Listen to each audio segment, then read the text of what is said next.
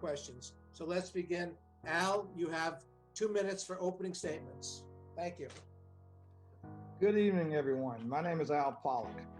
I'm a Broward County resident for a little over 40 years. I worked for the Broward Sheriff's Office for more than 35 years. I started as a road patrol deputy. I rose through the ranks and I retired as a colonel. I worked various departments at the Broward Sheriff's Office, from a road patrol deputy to detective to community involvement. I've also worked as a commander, supervising and monitoring the entire county. My wife retired with more than 35 years as a law enforcement officer. I have 2 sons that are currently employed at the Broward Sheriff's Office. I'm running for sheriff because I have seen the Broward Sheriff's Office go from being a top agency to losing this accreditation state and nationally. And not taking command, responsibility, and control over several critical incidents that occurred in our county. BSO needs a leader that's a strong person to stand with them and to take ownership and respond to the needs of our citizens. I'm confident that I can unite the employees, turn BSO around, and bring a positive change to BSO and the citizens of Broward County. This country has been changed since the killing of George Floyd. What was your personal reaction when you first saw the video of his killing? From what I saw, I was frustrated. I was disgusted because that's not the way good cops operate. What I saw a man that was, when they first appeared on the scene, they had him. He was calm. They was talking with him, and then from what I saw, it went from good to worse. But what really took me back was we had officers that stood around and didn't do anything, and we had a public that was crying out for help by saying he can't breathe, he needs help, he needs medical attention.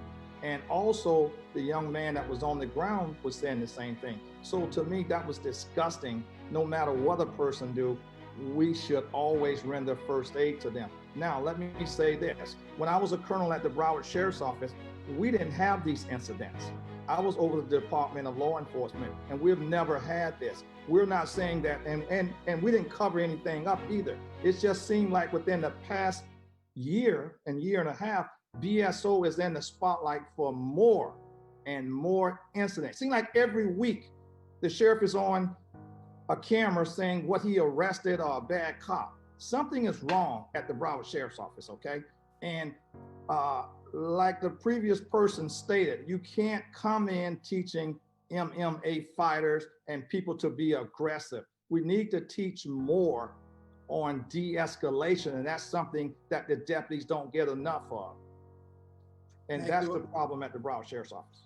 Great, thanks. What are the policies and practices in place for the use in deadly force cases? And in light of the recent developments, should they be changed? Please also discuss the use of tasers over guns. Thank you. You're next. Use of force matrix have to be changed and always updated from time to time, depending on situations that occur in this county and around the country.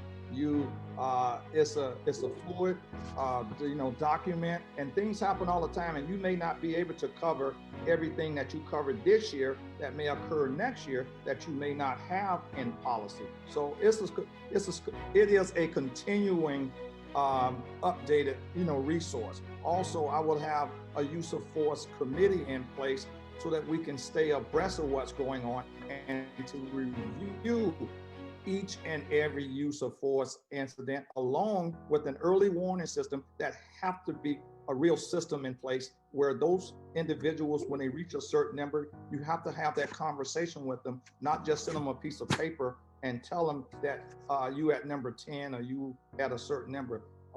They need to be put on notice as to where they're at, where we stand, how you are an asset or you are a liability to the agency.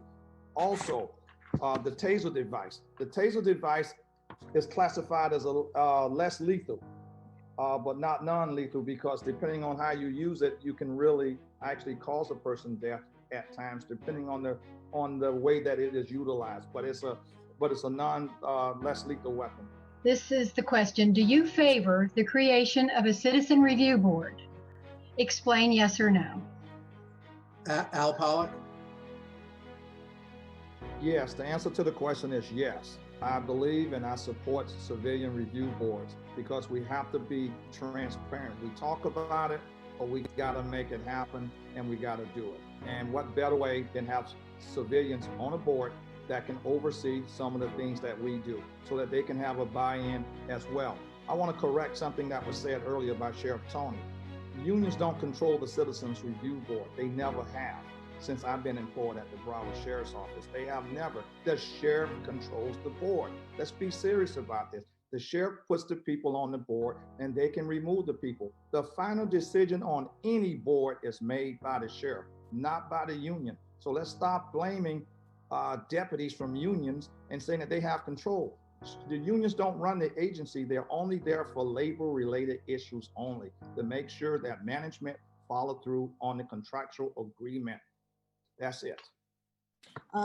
Usually Democrats are always in favor of unions, but do you feel that police unions have too much power? And if so, can that be changed? Al Pollock? The answer to that is no. Police unions work with law enforcement leaders and they work with the rank and file members to negotiate better pay and protect the rights of the office. That's only for labor-related issues. I would encourage everyone to do their homework and get educated on labor laws. That's what police unions are there for. They are not special entities. They are labor unions, the same as any other unions in America. They're there to make sure that when the sheriff signs the contract that they agree on. If the sheriff don't like the contract, don't sign it.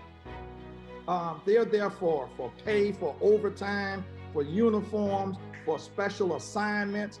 They have no other power but what's in that contract that's allotted to them by the sheriff when he signs it. That's all it is, a labor contract like doctors, hospital staff, airline pilots. They are no difference. They are not special. The sheriff runs his agency, not the union. Please give us your definition of community policing, and should it be increased at BSO? Community policing has been around since I've been in law enforcement. Could it be better? Absolutely. What we've done in the last few years, we just put this fancy name on it and start calling it community policing. But I remember starting out as a deputy sheriff back in the 70s. I always got out of my car and introduced myself to the business owners, the community people, showed up at community events. That's what community policing is all about. But it has to come from the leader. He has to have that vision and put that mission statement out to the deputies as to what we want to do. It's always been there, but can it be tweaked and could it be made better? Absolutely. But with that said, a lot of folks would like to interact more with civilians as well. So I will have a robust community outreach program that get out there and interact with the community also. Community policing is nothing more than a philosophy that promotes organizational strategies. And that's what it's all about. And what I would do is build up more partnership and problem solving in the community. That's what community policing is about to me. And again, I would implement more civilians into that role because a lot of folks do not like to talk to police officers in uniform because they have lost that trust. Until we get that trust built back, you start off by putting your civilians in there and then you work your way into it, you know, with your uniform personnel. But with that said, it's been around a long time. So all this new fancy stuff about park, walk, and talk and jump, hop, and skip, it's been there. And the first one goes to Al. In recent years, it seems that the duties of police officers have expanded to include becoming social workers, conflict resolution officers, and mental health professionals, among other things. Please discuss the training that officers receive to deal with these new challenges. Good question. One of the things that I believe in is that our officers do not get enough training. You have people that go to school for cosmetology that get more training than our police officers. They're only in the academy for roughly about 23 weeks.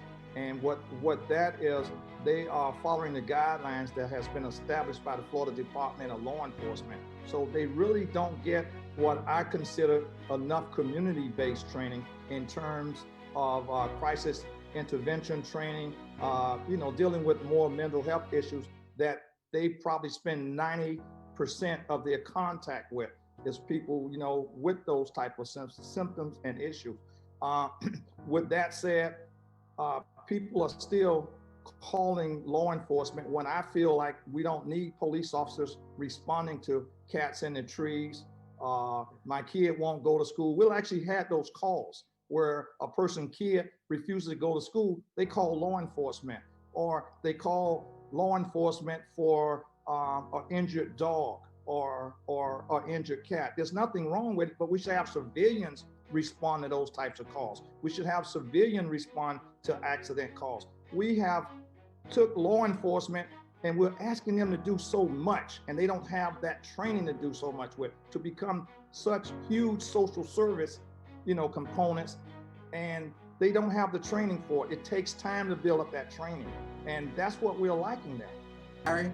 Okay, should there be arrests for minor offenses such as marijuana possession or other non-violent misdemeanors when they have the option of getting them the summons in court and to appear in court, and they'd have to stay 12 to 18 hours in jail? Andrew, you're up first. Thank you. The answer to that question is no. I do not believe that people should be in custody, arrested for misdemeanor offenses. I believe in the civil citation, the adult civil citation that can be issued, when possible and necessary. People should not be housed in jail because they can't afford to get out on a $25 traffic citation or a $50 trespassing. But I have to take this back to the current sheriff. He made a statement that a large disproportionate number of African Americans are in jail. That is true, but you are a Black sheriff. What are you doing about it? You should be meeting with the chiefs of police and saying, hey, don't fill my jail up with all these misdemeanor arrests. There should be some type of resolution between the sheriff, the state attorney, the public defender's office, and the chief judge to correct that. That's what I would do if I was a Black sheriff sitting there. We can't come on here and play the race card when it's convenient for us. We've got to come out and do it the right way. Given the current state of the COVID-19 pandemic, how will you protect the health of the officers on the force, along with the people in the jails, especially nonviolent offenders? Thank you. The only reason why the jail count is down is because of the pandemic. Let's be real about this. That's the pandemic with the coronavirus came about back in February. Everyone agreed that we should not be arresting people. There are memos as early as yesterday that I saw from the Broward Sheriff's Office instructing deputies not to make an arrest. The ACLU has filed a lawsuit against the Broward Sheriff's Office because of the coronavirus effect that it's having. And I want to say this before I continue. My prayers go out to all the employees who have contracted this horrible disease, and also to the undersheriff who has contracted it. So I just want to make sure that she recovers from a speedy recovery, and my prayers are out to us. To her and her family. That's why BSO has failed miserably in this field in terms of protecting the employees as well as the community. Because if a deputy is a carrier, he carries it to the public also when he responds to call. BSO has done a horrible job. We should have been out in the forefront of this back in February. It didn't take a rocket scientist to tell us this. All we had to do was put the proper protocols in place and have our commands that are under the sheriff control do their jobs and hold them accountable. Thank you. Thank you. First of all, I don't think we should roll back or keep what we currently have now. I've been a Democrat since I was eligible to vote. Crime in Broward County is up, folks. Every week, every day, there's a murder in Broward County, and it's mainly in the Black community. And we have a Black sheriff, and my question to that sheriff would be, what are you doing to help support or stop Black on Black crime? Our communities are being decimated each and every day. So I would like to say, first of all, thank you to all who are on this panel, and I want to thank you for inviting me here. As you know, I'm running to be your sheriff. I've lived in Broward County for more than 40 years. I've served our country. I was a veteran. I've also spent more than 35 years with the Broward Sheriff's Office. It would be my honor to serve the citizens of Broward County. I will work for you and make sure the citizens of Broward County are protected and safe, that you won't have all the problems that are occurring now in this county. I have the experience, the knowledge, and the leadership, and I'm ready to be your sheriff. For more information, please go to my website, Pollock 2020. Enough is enough, folks. If you want to change, you have to bring about a change, and you have to vote for a change. If not, you will continue to get the same old. And that's a county with crime and problems.